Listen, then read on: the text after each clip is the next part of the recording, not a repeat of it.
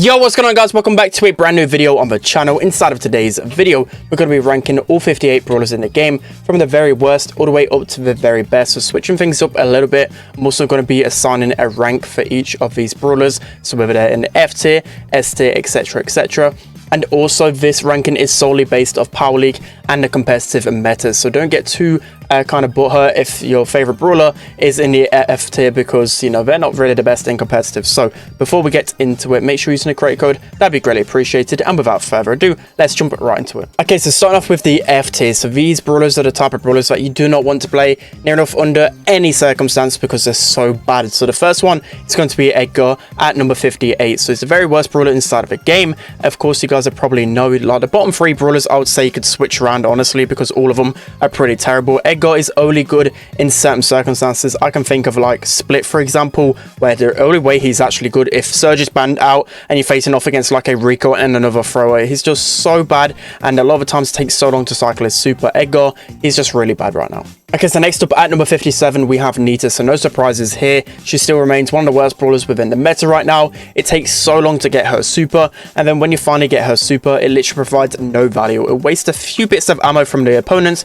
but it doesn't really like hit them many times, and it's just really unrewarding to play Nita right now. So next up at number 56, we have Jackie. So Jackie right now, if you guys probably know, just gets absolutely shredded. She hasn't really got a lot of HP for a tank. Her super's got to be one of the worst inside of the game, and she hasn't really got a game mode that she really thrives in. She's only really good on maps with a lot of walls, and as I said, as long as you're keeping your distance, you should easily be able to deal with a Jackie. So next up at number 55, we have Dinah. So Dinah is such a high risk brawler within this meta. So many different assassin brawlers near the top of the meta, making him one of the weaker brawlers within the game. He hasn't got many maps that he's actually really strong on right now. Most of them have been removed from the competitive or the Power League rotation, so it's just pretty hard to get any value out of Dynamite right now. So next up at number 54, we have El Primo. So El Primo has really dropped off in the meta ever since he got a nerf to his super charge rate. It's just been super difficult to play him. He revolves heavily around his super, and it's just so hard to get his first initial super unless you're literally facing off against a hard counter like a Frank, for example.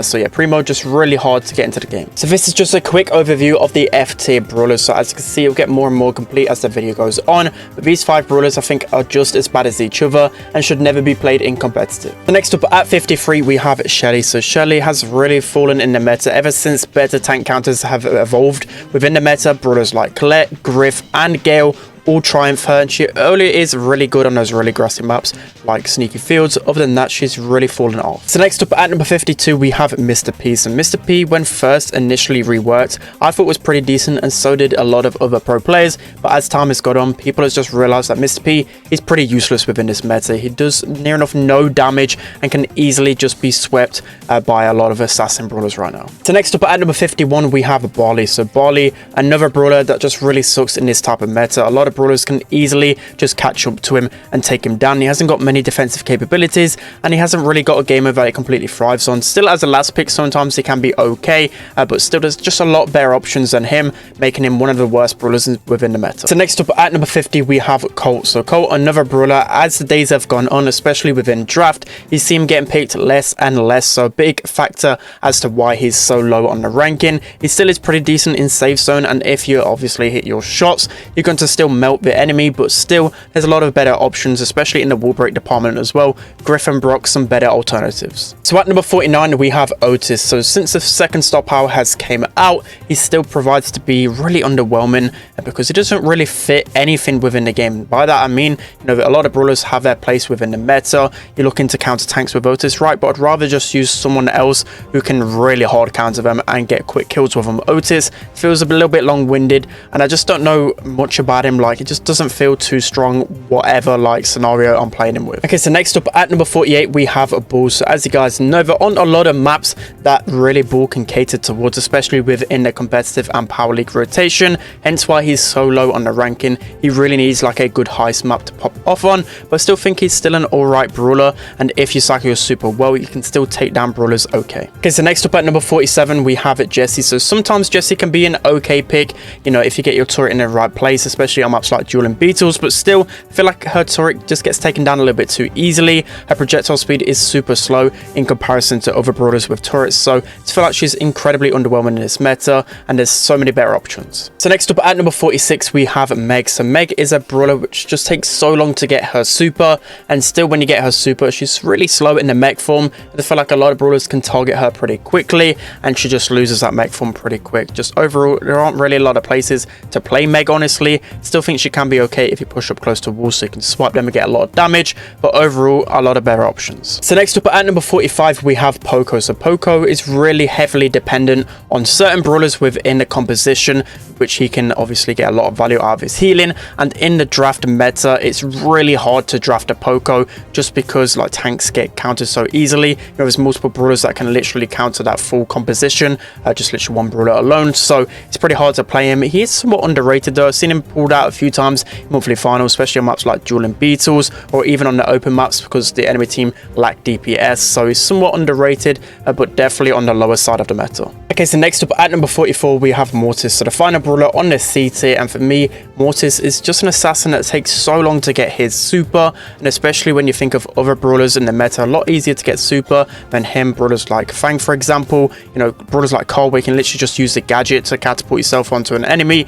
Just a lot better assassins that do the job that he does, so he's really falling off right now. Okay, so as you can see this is the final rankings of the C tiers. So for me these are brawlers which I wouldn't really even consider playing too often in the Power League meta. You know, sometimes as a last pick if these brawlers can hard counter certain ones, but other than that I would never pick these brawlers. Okay, so starting off the B tier with number 43 we have Eve. So Eve, as you guys know, was the best brawler for such a long time, and then the recent nerf to her just literally killed her. She's really bad in this meta, only really getting value on maps which have a lot of water like Canal Grande, like Ring of Fire, a couple more which you can somewhat play her on, but for me I just rather play with a brawler. She's got such a slow reload speed, her shot is really slow as well, and it's pretty easy to dodge, so for me a lot of better choices. So next up at number 42 we have BB. So BB right now, not a lot of maps that you can play her on, but I think she's incredibly underrated because when you finally get a map that you can play her on, she can absolutely pop off, like Hot Potato for example. Even Sneaky Fields, I think she's somewhat underrated. Sometimes she can get melted a little bit quickly, but if you have a speed gear on her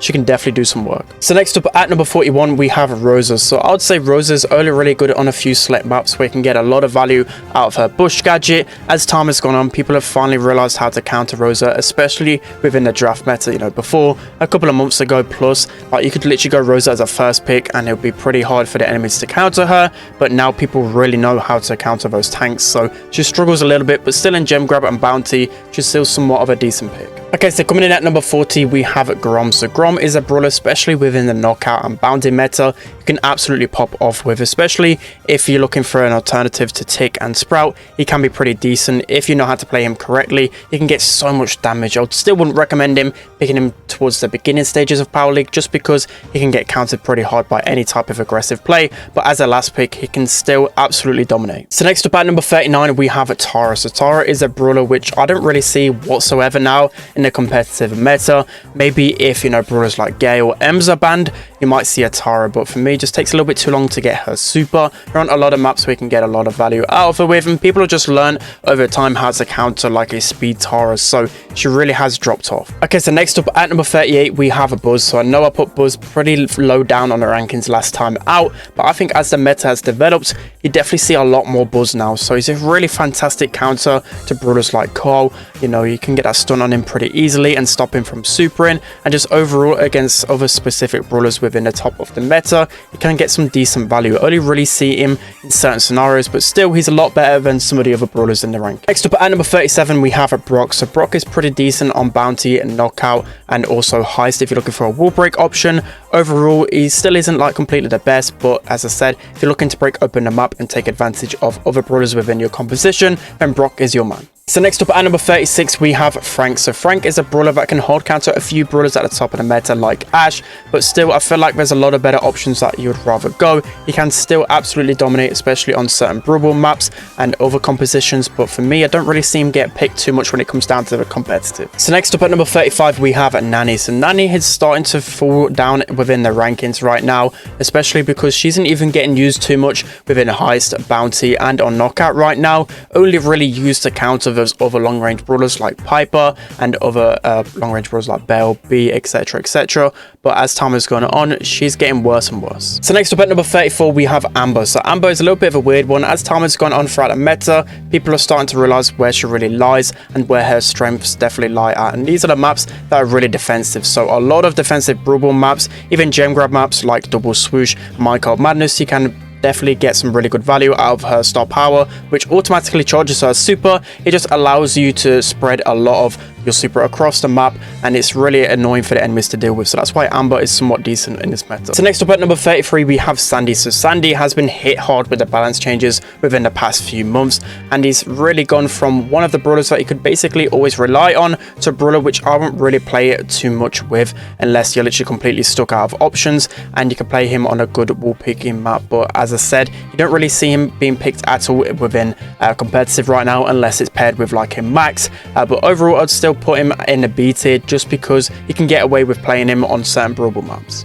Okay, so next up at number 32, we have Lou. So Lou's speciality is definitely Hot Zone. He's really meta right now within Hot Zone just because people have gotten used to like how to get the most value out of him. If you're cycling your supers pretty well, you're going to dominate. It's going to get you so much control of the map, and that's why you've seen in NA a lot of Lou on inconvenient matches because they've learned how to get his super a little bit easier. You know, maps with those really big choke points, like I think of like Canal Grande, for example, Minecart Madness, where his super will literally give you full control of the map. So Lou, he's pretty underrated right now. So next up at number 31, we have 8-Bit. So 8-Bit's speciality is definitely Heist right now. He's a solid pick, especially on maps like Safe Zone, because once you get a bit of control, you can absolutely shred the safe. You're seeing this a lot in competitive right now. He's a pretty decent option in gem grab because he doesn't really get countered by those aggro brawlers, and somewhat underrated in other game modes like Brawl as well. So 8-Bit is definitely a solid choice right now. So next up at number 30, we have Byron. So Byron will always be near the middle of the meta, no matter how bad he is, just because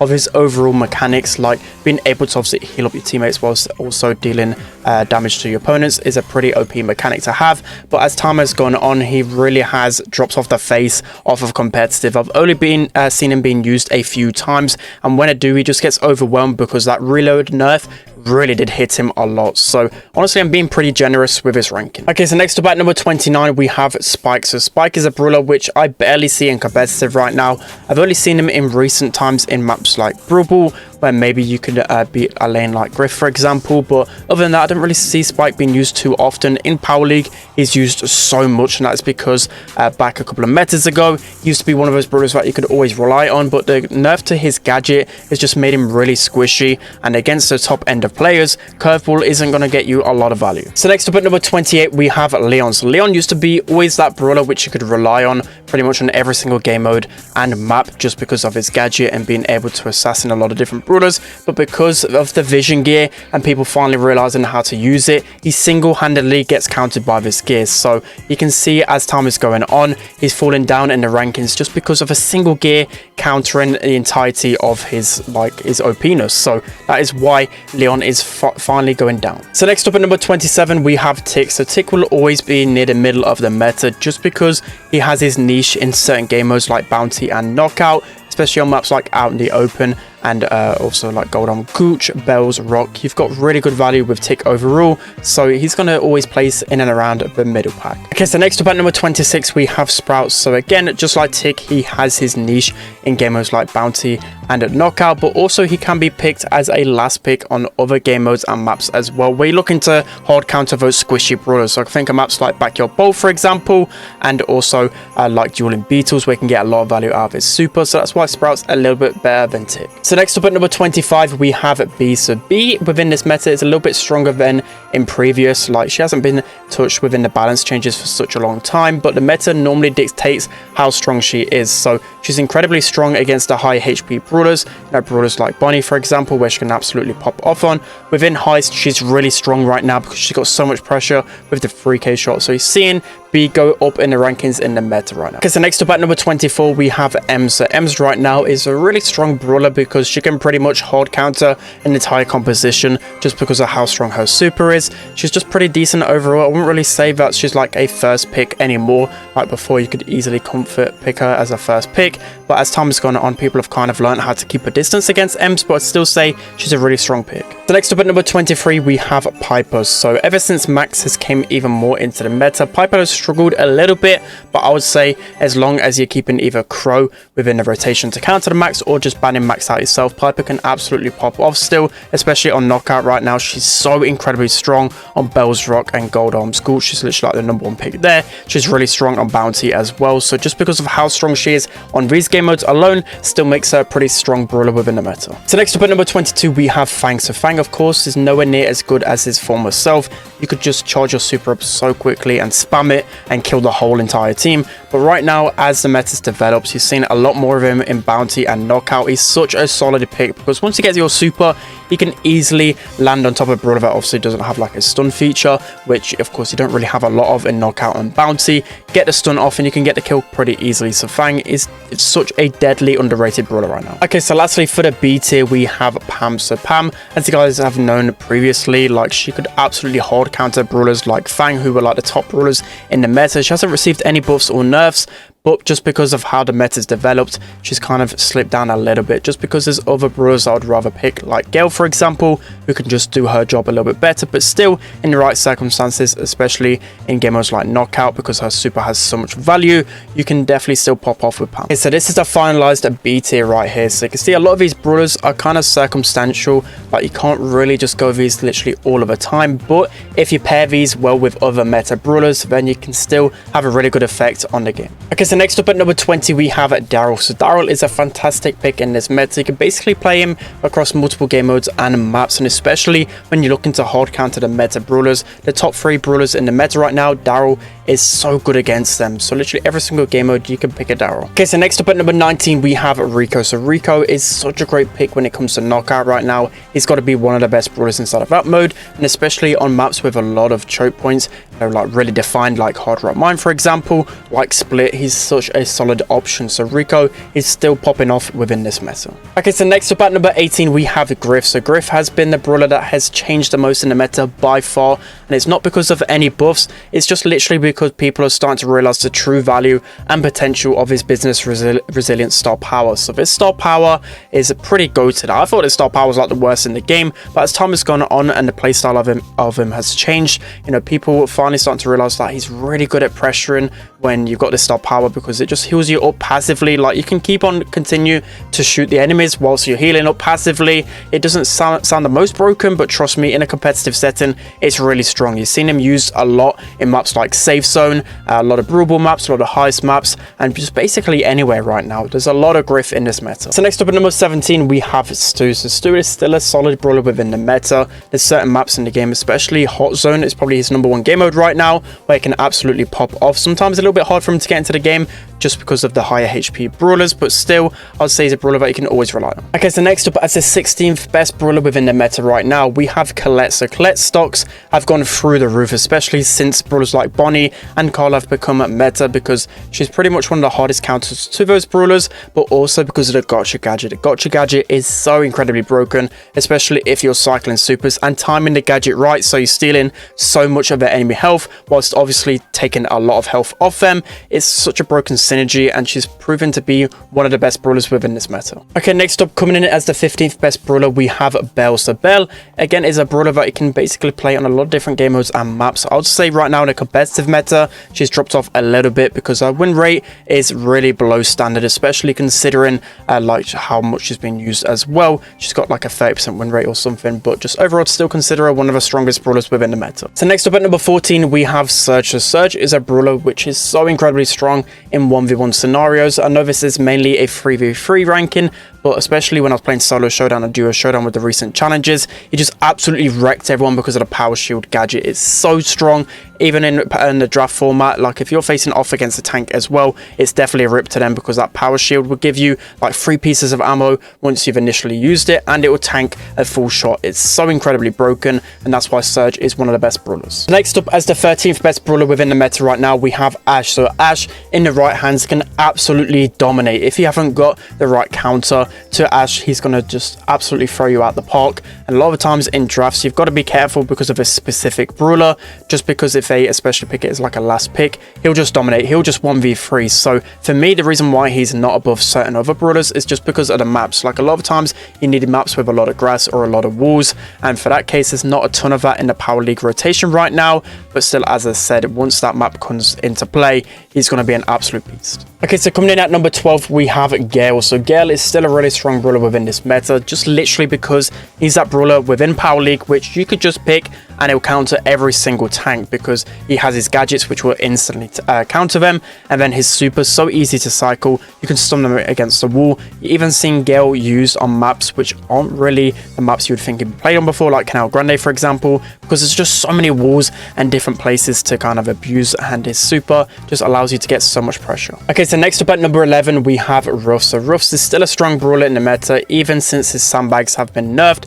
I'll still consider him one of the best brawlers within the game right now, mainly because you can go in pretty much on every single mode and map. He synergizes with pretty much every single brawler within the game, and especially if you have like the domino effect of getting multiple supers to your teammates, you know, if you can keep those upgrades, you're going to dominate no matter who you face off against. Okay, so now moving on to the top 10 brawlers within the meta. So starting off at number 10 with Gene. So Gene, a lot of you guys still thinking I'm a little bit biased with this. You could still make a case for other brawlers around him, you know, like Belle, like Ash for example, for being a little bit better. But for me, I think he has to be at number 10 just because of his versatility alone. You can pretty much play him across multiple game modes and maps, and there isn't really a strong counter out there for him. He synergizes with so many different brawlers in the game right now. The vision gear is literally perfect for him. He counters so many brawlers because of that as well. I just think he's such a strong brawler within this meta. So next up, as the 9th strongest brawler within this meta right now, we have Max. So Max is so incredibly strong. The only reason why I think she's not completely the best is because of Crow. Crow is used a lot to counter her, but if Crow is out on the ban list, then Max has got to be one of your first picks. She's so strong, synergizes with every single brawler within the game right now. She's got a decent amount of HP, she has really good damage output, and just alone, like the synergy with her super can just help you win games and put games on their backside. So that is why she's so incredibly strong. Okay, so next up at number 8, we have Lola. So Lola was the second most used brawler within the EU monthly finals and the most used brawler within the NA monthly finals. So this alone just goes to show her versatility. You can use her upon multiple maps and modes, as in mid. She's really strong. Not a lot of brawlers that can hard counter her. She's got so much pressure with her gadget, her super as well. She just absolutely melts the safe on heist as well. And as I said, can't really think of many brawlers that can really beat her in a 1v1 scenario. Okay, so next up, as the 7th best brawler within the meta right now, we have Bo. So Bo had the 2nd highest win rate in NA finals, and just goes to show like how strong he is in the meta. His mines can be really good at blocking off a certain point. Like even if people don't go over the mines and obviously get dealt with damage and stunned, they still like have to at least trip them, so they're wasting time in itself. He's going to break up the map eventually as well with the cycling of his supers. He has really good damage output, and again, there isn't like an immediate counter to Bo. So next up, as the 6th strongest brawler within the meta right now, we have Crow. So Crow was one of the most banned brawlers within the NA and EU monthly finals. Just goes to show like how annoying he is. He's super speedy, especially with his speed gear as well, and his gadget can really help counter brawlers that are good with speed gear on those grassy maps as well. He's got a really annoying like poison mechanic, and just overall like his gadget lasts for 5 seconds. It's incredibly broken. His super can really help kill those squishy brawlers, get back control. There's so many multiple things that make him broken. The next up, coming in at the 5th best brawler within the meta right now, we have Squeak. So as I said in the intro, this is mainly Power League and competitive, so he really thrives in the Power League meta. The main reason being is because he's such a good brawler in the early stages of a game because of his gadget. His gadget gives you 10 seconds of control, but when you times that by 3, obviously that's 30 seconds. Doesn't seem like a lot, but that can really help you get control for the early stages and get that snowball effect where you can consistently keep the pressure, and that's all basically what a lot of game modes are about. If you can keep spawn trapping them, you're gonna basically win, right? So that's why Squeak is so strong. Of course, he has his immediate counters with the aggro brawlers within the meta, but in a Power League draft format, you can definitely go like brawlers within your composition that can help deal with those aggro brawlers, right? So that's why he's so strong right now. Okay, so coming in at the 4th best brawler within the meta right now, we have Penny. So Penny is absolutely insane in this meta. It's so easy to get her turret. Her shots are some of the easiest to hit within the game right now. That faster projectile speed really helped her with the last set of balance changes, and as I said, like, that turret can really help you gain control before it takes so long to get it and cycle it. Right now I feel like you basically have a turret at all times. Her gadget allows you to counter aggro brawlers as well. She's like the perfect package, and within monthly finals as well, she's basically used, if not used, a banned, and then when she was actually used, she had one of the highest win rates, so you can see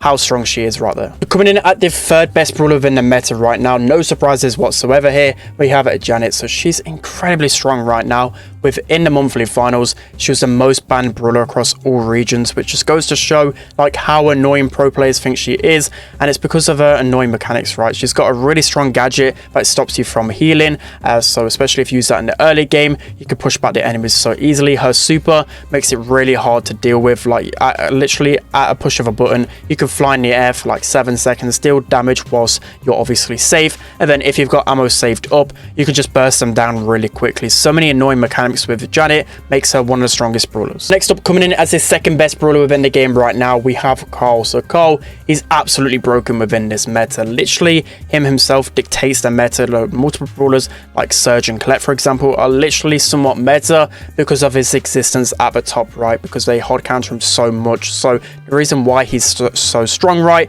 is because of the ability just to gadget onto pretty much any brawler, especially when you're close to super, and just shred them. His protective pirouette stop power is incredibly underrated because it's so hard to kill Carl. You know, when he's shredding, you're dealing 750 damage per like pickaxe hit, which in turn will actually deal a ton over time. And then you also have the ability to like escape with the gadget, and just so many different things about him. He's got really high HP whilst also being able to snipe you from afar. Like, there's so many broken things about him, right? And also in monthly finals, just to back it up as well, he had an 82% win rate in the EU, which is absolutely insane, the highest win rate there, and he was the most played brawler within NA. So these stats clearly show he's dominating right now. Okay, and finally moving into the strongest brawler within the game right now, of course, it is Bonnie. So Bonnie is incredibly broken right now across multiple game modes, across literally every single composition. She's the brawler that I basically ban out every single time if an enemy has the first pick. She's so strong across every single game mode right now, and it goes to show with monthly finals,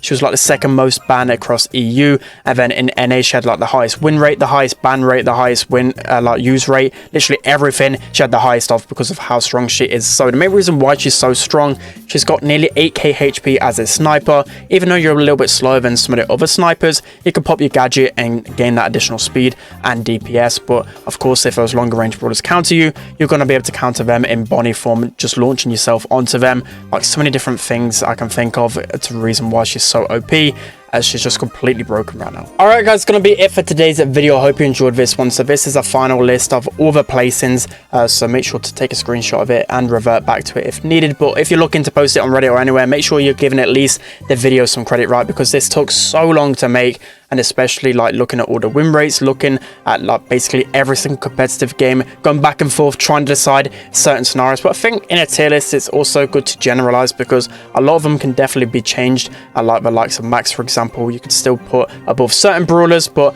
I think within the actual like rankings like B, A, S, I think it's pretty clear that all of these are in the right spots. So yeah, for me, that's going to be it for today's video, guys. Hope you enjoyed this one. Don't forget to like, comment, and subscribe, and I'll see you guys next time.